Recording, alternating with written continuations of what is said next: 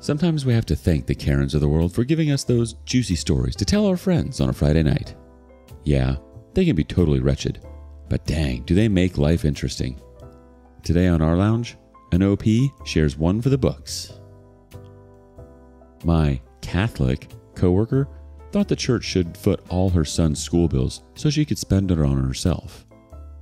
So, as I have stated before, I have, for lack of a better word, lived in a very interesting life.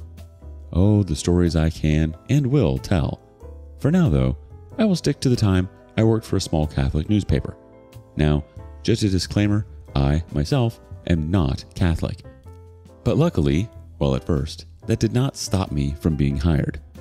This was both a blessing, in that it paid the bills, and I got to do what I loved as a sole graphic designer, and a curse, in that I worked with some over-the-top people, including one that kept trying to convert me, a woman who was the epitome of being a Karen, years before being a Karen was even a thing, and a man who was a deacon who literally spearheaded a campaign with a subordinate of his to gaslight me, and then went on to harass another female worker as well, along with stealing commissions from yet another subordinate.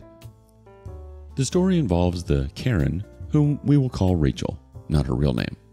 Rachel had been hired as a secretary and additional receptionist. We were a small office of up to 10 to 12 people max at any given time. When she came on, she was married and had a child. Like me, she was initially not Catholic, but later became Catholic. I mention this because it is important in the grand scheme of things. See, the only reason she became Catholic, and she openly admitted this to me and others in the office that were all Catholic and had been for most of their lives, if not all, is because she found out that by her and her son being Catholic, she could get the church to foot the bill for her sending her son to a Catholic private school instead of a public one. She did this because she wanted a private education for her son, but didn't want to pay for it. So she went through the RCIA and had him go through RCIC and the whole 9 yards. Then told the church that they couldn't afford to send him to Catholic school and got the church to pay for it instead.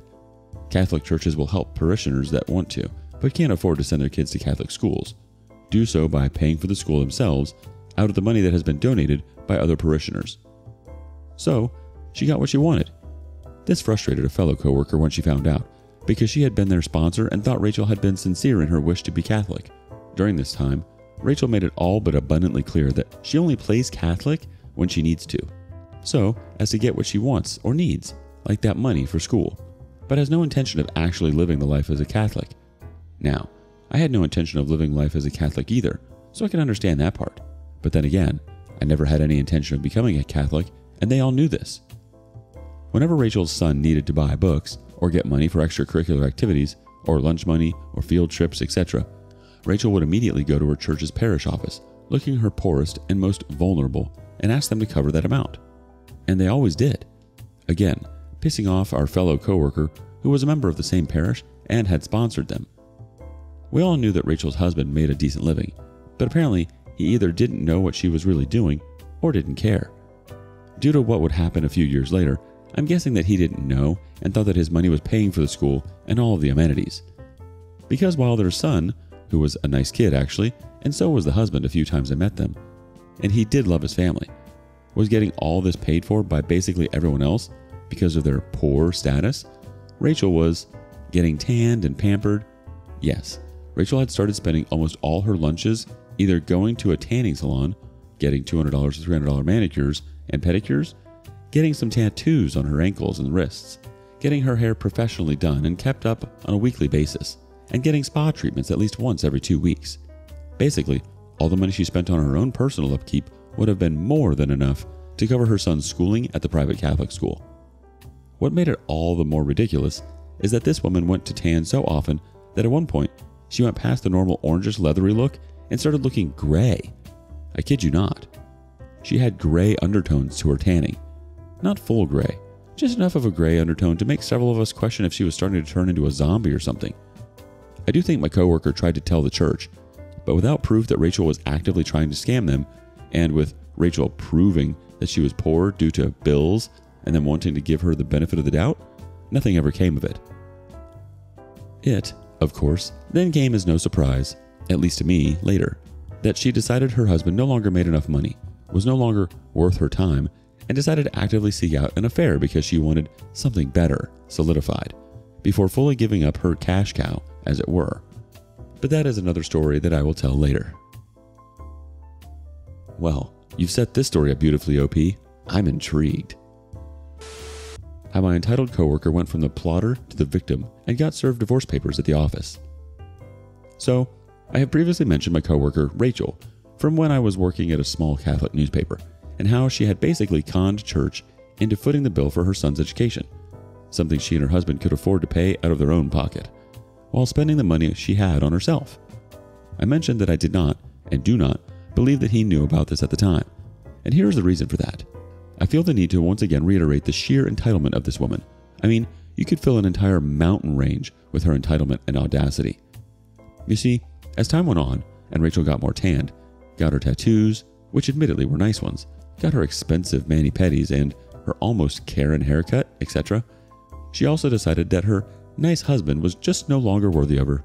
She began complaining constantly about how he didn't make enough money, that she felt she was now too good for him, how she had previously dated a local well-known business owner that she was sure she could still have, even though that business owner was married. Not necessarily a lie, as everyone in the area knew this business owner had a propensity for having extramarital affairs, sort of an open secret. She then started bragging that she could have any guy she wanted, and would even mention that she was starting to go on to dating sites. This was back before Tinder and WhatsApp, when you had to use Match.com or eHarmony, etc. Of course, she would stop the cheating talk whenever her son was around. Since it was an individual building with a small staff and a decent amount of space, we were allowed to bring in our children if we needed to, especially since everyone's children tended to be well behaved and were old enough by this point to keep themselves busy, and no one really took advantage of this. So her son, who was a preteen, would come by the office after school on a lot of days and wait for his dad to pick him up. During this time, however, while she would stop with the cheating talk, she would still make thinly veiled insults and derogatory comments about her husband in front of their son, who would try to ignore her, but you could see he was uncomfortable with it. When her husband would come to pick up the son, she would always find something to criticize the poor man over. He was a couple of minutes late. Literally, he was 2 to 3 minutes late once, and she blew up at him in front of everyone.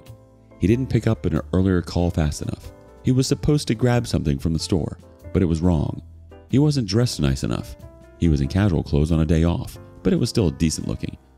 He was dressed too nice if he had just gotten off work, not bright enough or smart enough, etc. I mean, this woman was doing everything in her power to emotionally wreck this man, who was a very nice man. She even stated that he was always treating her nicely, and it irritated her because it made her feel like he wasn't a real man, because he remembered birthdays, anniversaries, and got her flowers or presents, etc. People, I wish I had a guy in my life that would treat me half as well as this man treated Rachel. This behavior would get worse all the time. At one point, she got mad and spent the entire day at the office ranting and raving because she had to try to make him jealous over a stranger and he didn't attack the guy. That would be like common sense? By the way, her making him jealous was to gush over the way the guy looked. Instead, her husband just seemed defeated by her comments. By this point, she had eroded away most of his confidence and walked away. Now by this point, she has really started running their finances into the ground with all her me pamperings and purchases, and he has finally started to notice and get some of his shiny spine back. He starts insisting that she cut back on spending. She can't stand for this, so she decides she needs a real man who makes real money and will lavish her with anything she wants at any given time. Enter affair partner. She finds the perfect patsy, if you will. Though I'm still not sure who was really conning using who in this relationship on one of her dating sites. Only problem is that he is from Canada and we are all Midwest USA. So start the long distance, fully emotional affair. She would gush about him at the office, printed out photos of himself that he sent her, and talk about how wonderfully attentive he was, how attractive he was, and how rich and successful he was. Please note, this is important later. Now, I myself had been trying some online dating and even an in-person matchmaking business around this time, so I was already having enough issues with the messes I had to clean up from the creeps I kept attracting, some of which were downright frightening. So I will admit I was already jaded with the belief that there were a lot of scammers and liars that would use these venues to prey on easy targets. Thus, I was probably more than a little biased for this next part. Feel free to call me an a-hole for it, But I did not trust this man on any level. It took her a while to even get the first picture of him, and that first pic was almost a glorified headshot, like you see in a school yearbook, only older, like a teacher. It was apparently very recent, and he looked very healthy in it. Again, this is important later. She said he was just getting out of a long marriage himself and was going through a divorce, and so he understood where she was coming from in regards to her own currently still ongoing yet unhappy marriage. After a few months pass, and many more pics of him looking fine and dandy, I come into the office one morning to see her standing by the copier in tears, utterly despondent. The reason? He had given her some bad news. Apparently, he had been trying to figure out how to tell her. He had brain cancer and 6 months to live. Yeah, again, I'm probably the a-hole here, and definitely jaded by the liars I have encountered and seen my friends encounter, because I had an ex and 2 of my friends had exes by this point, who all 3 had, at different points in time, pulled the I have cancer card to either try to guilt us into continuing to date them after we had broken up, or in one friend's case, as an excuse to break up with her. Also, I have had previous coworkers and family with cancer, and when it got that serious, they did not look that healthy. I tried to tell her that, but she refused to believe me. She said he wanted to come see her soon so they could consummate their relationship before it was too late. So I just shut up about it, but refused to trust in this. I was positive that sooner or later, the other shoe would drop. Anyway, she bought him tickets to come see her, paid for a hotel for him to stay in, etc. Now, remember that this guy was supposed to be rich and successful? But apparently all his money was tied up in his treatments, divorce, and all this other stuff, and he couldn't pay for anything. I began to see a bit of karma here. So he comes to visit, which did surprise me and make me feel a little bit guilty about thinking he may have been taking advantage of and scamming her, especially as he did actually match the photos he had sent, and she brought him to the office along with her son. Oh boy. Remember the coworker from the last post that was Rachel's sponsor become Catholic? She lit off. She was the assistant editor of the paper, and for all intents and purposes, second in charge, if you ignore the actual diocese and focus solely on in-office staff. She reamed Rachel up one side and down over this. She basically told Rachel that while she could not tell Rachel not to have an affair or what to do or not to do in her private life, she could tell her that not only was it extremely inappropriate to bring her affair partner to the office, but that as a Catholic business that was family-oriented, it would look bad on business as a whole.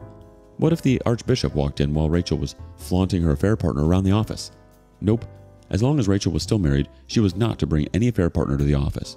When Rachel tried to talk to our editor about it, who was himself a rather leaned-back guy, he just reiterated what our coworker had told Rachel before. No affair partner in the office. She was not happy, but he never came by again. Anyway, the trip lasted a week or so, and another few months of her flying him out on her dime, and him needing assistance with his brand new miracle treatment that cured him of his cancer, and all hell finally broke loose. Remember when I mentioned that her husband had started asking her to limit her spending?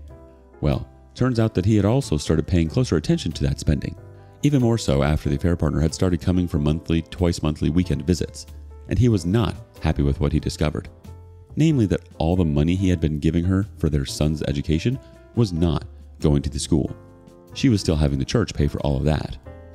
But that now she was spending more on online dating sites and then on bringing her affair partner from Canada once or twice a month for a weekend at a time. I guess he must have wanted to wait a while to get all his ducks in a row, because he never actually confronted her about it. I do know that she got a bit worried at one point that he was distancing himself from her and seemed to have become very cold, but she couldn't figure out why, because she honestly believed, yes, and she stated this, that he was too stupid to notice her having an affair. So, one final fall day it happened. I was in the back, in my office, eating lunch while reading the non-Catholic paper. As a graphic designer, I had a large room with 3 computers for my own workspace, because it would become the space where we would put the paper together, and when deadlines would loom, several people might all be back there at once. So essentially, I had the largest office in the building all to myself most of the time, when the scream issued from up front. When I say everyone came running out, I do not jest. This scream had to have been heard in India, and it wasn't frightened or sad. It was indignant and angry.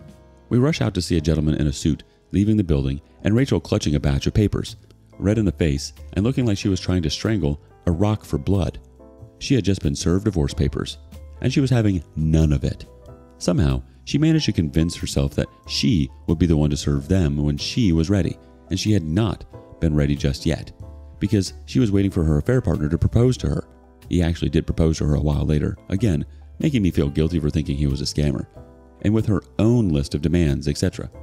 Among the divorce papers, proof of her affair. Yeah, Rachel did not see that coming. Now, you would think that this would be the end, and that Rachel would be happy to let her not worthy husband go, so she could be with her perfect affair partner. But no, if that were the case, then Rachel would not be nearly the entitled person that she was. She was not going to go down without a fight. She was going to prove that she was the real victim in all this, even if it meant trying to commit fraud and trying to convince me to give her forgery lessons. But that, dear ones, is a story for another day. Oh boy, Rachel walked right into this one. Honestly, it's usually the people that can't shut their mouths. Why would she flaunt a affair partner around like that? Is she just bored? She must just live for the drama, but at her husband and son's expense. That's so sad. Did she literally think she could get away with it? And to play the victim? Yeah, okay. That definitely sounds like something a cheater would do. My entitled coworker asked me for forgery lessons. Rachel's trilogy comes to an end.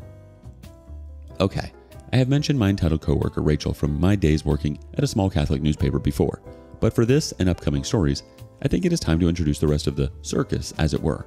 The ones that were working there at this time are as follows. All names have been changed to protect both the innocent and the guilty. People who worked here previous to this and people who started after this point will not be mentioned yet, as they are not relative to the story at the time. The Archbishop, our publisher, who did not come to the newspaper office that often and really doesn't feature in this story, but I wanted to be understood that yes, there are 3 people that our editor answers to, as the newspaper is considered part of the Archdiocese organizational structure. The other 2 that the editor is also responsible for answering to are the Chancellor and the Vice Chancellor, who work directly below that Archbishop, but don't have any official newspaper title. Tom, our mostly beloved, if a little dense at times, editor-in-chief, who was suffering some serious on-off health issues, important as it explains why so many rotten things happened under his watch that he had missed. Jane, our then assistant, or associate, as the title changed at one point, editor, who also sponsored Rachel during her RCIA and switched to Catholicism. She was basically the one in charge at this time, and Tom was often out of the office due to his health issues. Roger, a deacon and newly hired advertising executive who had not yet settled into his toxic, misogynistic, manipulative, thieving, gaslighting ways yet. He was still getting a feel for how much he could get away with, and Jane was still able to provide a nice buffer between he and I at this point. Lindsay, a writer-photographer. Marcy, a full-time employee who split her work between part-time writer-photographer as well as part-time advertising associate working under Roger. Rachel, a long-time receptionist, secretary, who shared duties with Gina, who was extremely entitled. She has a soon-to-be ex-husband, a son, and an affair partner.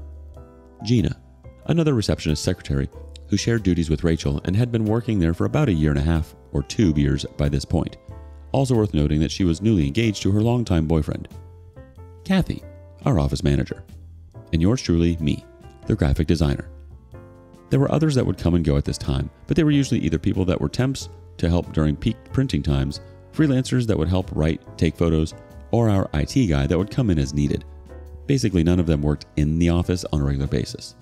Anyway, I digress. When we left off, Rachel had been served divorce papers at the office, and she was livid, to say the least. And she spent the next several days letting us know this. Every day, as she tried to get things organized, she was yelling and snapping and throwing a fit. At us, at customers, at advertisers, at pretty much everyone. She even verbally accosted a few priests and a nun to complain about her horrible husband and ask how she could stop this, since divorce is not readily recognized to the Catholic Church and an annulment is usually needed. Jane constantly had to tell her to cool it. At one point, she even started telling Gina that she could just break up with her boyfriend and not get married, as marriage was horrible, men were horrible, she wouldn't be able to trust her husband, and would be just worthless like all the others. Mind you, she was still singing the praises of the affair partner at this point.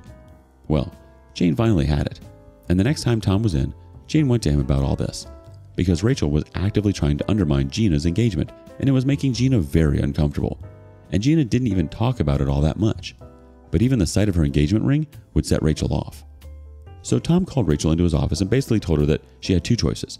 She could stop snapping at everyone and stop trying to convince Gina that marriage was bad, or she could just quit now, because if she didn't stop those 2 things, she would be fired. She was smart enough to know that while Jane did not have the authority to fire her, Tom did and would. So she stopped snapping so much and stopped deriding marriage in front of Gina. You'd think it would be all good at that point, right? We would finally get a break from all the drama? Nope. Get your popcorn out, folks, because crap was about to hit the fan. Rachel had decided to take all her pent-up anger and frustrations and laser focus them onto one goal and one goal only. She wanted revenge. So she decided to put all, and I mean all, her energy into making her soon-to-be ex the most miserable man on earth. Though I'm pretty sure that by this point, she had already previously succeeded. Now, soon-to-be ex, not being nearly as stupid as Rachel thought, did stay in the house and Rachel was the one forced out. So she went to stay at a hotel. I believe it was one of those where you could basically rent it like an apartment for a week at a time, no lease needed, and a kitchenette included. And they also split custody of their son 50-50 during this time. But her being without her house, her access to his money, as he had cut her off from his paycheck with the exception of a small bit for child support, even though he was not required yet, and her having to use her own money to buy things, all just added fuel to the fire of her wanting to get back at soon-to-be ex. Though it was not initially much of a revenge plan, as it basically consisted of her trying to take him for everything he owned, under the guise of deserving both alimony and child support, and was positive she could get full custody in the house. She decided that while tanning and constant haircuts, dye jobs were a continued must, she would forego the weekly mani-pedis and twice-monthly spa treatments. Instead, she started looking for lawyers, any that would explain to her that she was highly unlikely to get alimony under the circumstances, as she had been employed for several years, was not a stay-at-home mom, and had a good enough skill set and work history to remain employed or get a new job. She would dismiss from consideration almost immediately. She was going to get her alimony. She did eventually settle on a lawyer who was willing to do what she asked and try to bilk him for everything. So with that done, she started gathering all financial records, all past bank accounts, all information she could get. She started bringing all this paperwork to the office, and anytime the phones weren't ringing or she didn't have a specific job she had to do, she would instead pore over all this information. And that was when it happened. We were on the second day of deadline. Our newspaper deadlines lasted 3 days usually, and I had just finished pasting in ads to some of the pages. We had not gone full electronic for our printing yet, so some ads needed to be pasted onto the hard copy. Now Jane, who would sit in the back with me when I would lay out pages, so I knew what stories needed to go on what pages, had gone back to her desk. So I was back there by myself. Rachel came up to me in a bit of a rush, waited for me to turn to her, and shoved the 2 papers in my face and asked, "OP, do these 2 signatures look the same?" I stepped back, completely confused, and looked at the 2 papers. I noticed that one was an official-looking document with soon-to-be ex's signature at the bottom, and the other was a plain piece of copy paper, where soon-to-be ex's signature had been written about 3 to 4 times. After a moment, I realized, though, that it was not soon-to-be ex's signature, but attempts at soon-to-be ex's signature. Not the worst attempt I had ever seen at someone trying to copy another person's signature, but definitely not passable either. I looked at Rachel and asked, "Did you try to mimic his signature?" She nodded and I told her, "You failed. Anyone with training is going to know they aren't the same." "But do you think it's close enough to pass for someone who isn't trained?" At this point, I was starting to feel very uncomfortable with this line of questioning, so I told her that I did not think it would pass muster with anyone who was even slightly familiar with his signature. A bit of a lie there because I thought some people not paying attention might fall for it, but I didn't want to be roped into whatever scheme she was planning. Forgery is not something I was willing to get involved with on any level. Like my freedom, and do not want to go to jail for any reason. That was when she asked if I could teach her how to get his signature down. By this point, alarm bells weren't just ringing in my head, they were playing the complete 1812 overture, cannons and all. So I asked her what this was all about, and that is when she told me. She has been getting some of soon-to-be ex's mail, and among them was a bank statement from a bank that soon-to-be ex had not used for years. It turned out that he had an account there back when he was in college, before they married, that he had let go into stagnation when they did get married, because they had combined finances and opened up a joint account at another bank. Apparently at the time, he had less than $1 in the account, and figured they would just automatically close it after a set time, so he wouldn't have to worry about it, which, for that time period, was normal for accounts under a certain amount. What neither of them knew was that after he had stopped paying attention, the school had apparently found a payment error and refunded him a few $1,000s. Not much, but enough that when, years later, after having a lawyer going over everything in search of anything she could use, Rachel had found out about this long-forgotten account, and she had called the bank. Since she was still his wife legally, she gave them his name with her address so that she could get a statement as to what was still in the account. Her plan was to perfect his signature and send in the paperwork for them to send her a check or transfer it into a new single bank account. I tried to explain to her that I did not think it would work and why. One, he would, sooner or later, figure it out. She was insistent he wouldn't, and because he had forgotten he had even had this account, let alone knowing it had any money in it, that they would want to talk to him or see him in person. And she said she could just have a fair partner pose as him over the phone, as she had soon-to-be-ex's social security number and other info that she could have a fair partner give them, and that it wouldn't be able to be in person anyway because it was in a completely different state, half a continent away. She was positive there was no way she could get caught. But she really needed me as an artist to show her how to forge his signature properly. What the F? Yes, I probably could have technically shown her and or done it if I had wanted to, but no. As I said before, I don't like the idea of being in jail. I don't want to risk that. My sister once told someone that if she was going to go to jail, it better be for a payout of millions, and even that would still be not enough. I feel the same, especially since I was a single mom to a 6-year-old kid myself at the time, who was helping care for her disabled parents. So I simply told her no, but I could not and would not help her. Now, Jane had come back by this point, as Rachel had taken the no and somberly gone back up front, mumbling about doing it herself and trying to figure out how to get the money. Jane looked at me and asked what was that all about, and I told her. She looked at me as though my head had just flown off. She was like, "Wait, she asked you to commit a crime?" I said, well, technically, she asked me to abet a crime she would be committing. Jane was not happy for several reasons. She said that this was beyond unacceptable and would talk to her.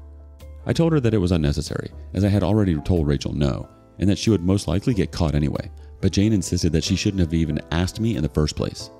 So she did talk to Rachel, and while Rachel didn't actually apologize, she didn't get angry at me. She did come back, though, to complain about how Jane had apparently overheard our conversation and yelled at her for that, saying she was not to ask people to take part in illegal activities for her divorce ever again. Thank you, Jane, for not ratting me out. Jane admitted later that since Rachel hated her by this point anyway, she saw no reason to cause more drama with the truth, so she told Rachel she had heard the entire conversation from the hallway, taking the full brunt of Rachel's anger. Rachel never did ask me about forgery again, though, and while I do not know whether she got that money or not, it was never mentioned after that, she continued on with insisting on getting what she wanted, and that was bleeding soon-to-be-ex dry. Spoiler alert, she didn't.